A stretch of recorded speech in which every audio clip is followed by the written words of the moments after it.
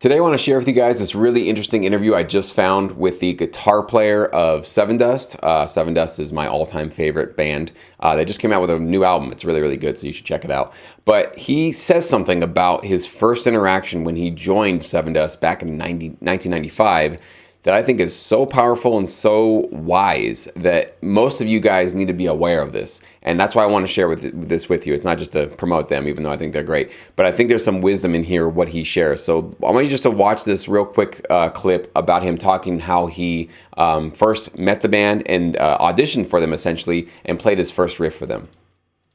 What was the first song that I brought to Seven Dust? I remember sitting in, I was the last one to join the band early, and this was like the end of 95, and they had all kind of been together for a while, so Morgan had been talking to me a long time about, kind of courting me and pulling me from the band I was in, and they had this really amazing sound going on in the very, very early stages, and I loved it, all the guys in the band. So the first couple jams, I was jumping from this one band into then Seven Dust, the first version of that band, and it was a big deal. So I'm in the rehearsal room with the guys, and then Morgan kind of built me up in this way, and oh man, he can write these riffs, it'd be cool, and it'd be a good addition to the band. So I'm there in the middle of that circle when we're throwing it down, and we're playing all the songs that they already had. He's like, hey, all right, man, well, cool, man, that sounds good, man. Why don't you throw this riff out, man? Just throw it out. I'm like, oh, man, I don't know, man. So I remember I had this little, super simple riff, that I had in my head that I was kind of working. I had played with my brothers before, and it was the first thing that came in my head. So it was like right on the spot, and I was like, it ended up being Terminator. So it was like...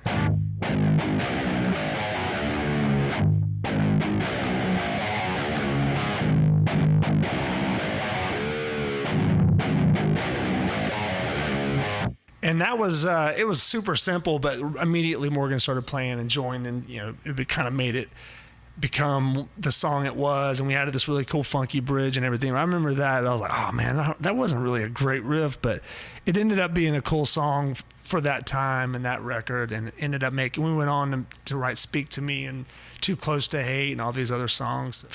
So what I want you to pick out of that is what he said at the end there, to say, that riff wasn't his favorite riff. It wasn't one of these riffs that he was just like, yeah, I've been practicing and perfecting this thing for years and years and years, and now I can't wait to put it out there.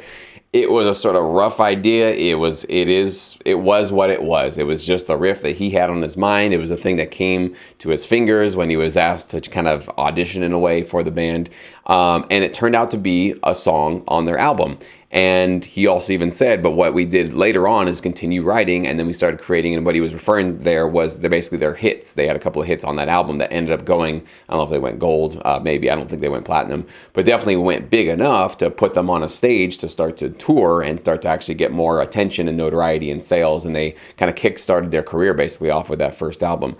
So the wisdom here, the thing that I really want you guys to take away from this, is that he did not let perfection be the enemy of the good, right? He wasn't waiting for the absolute perfect riff to get started with this band. It's because he just had something, and it was a riff, and it was perfect for what it was at that time. Still, probably to this day, he's not really that happy with that riff.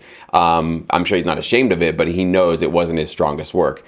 But what he did is he just took action. He just did something. He just put something out there to get the ball started, to get the party going, basically, right? And that's exactly how I've done everything in my life. So when I first get started with anything, especially when it came to sync licensing, the first couple of tracks I put together were not the best tracks I've ever created. Of course they weren't. They were what they were. They were just the best that I could do at the time. They were the ideas that I had at the time.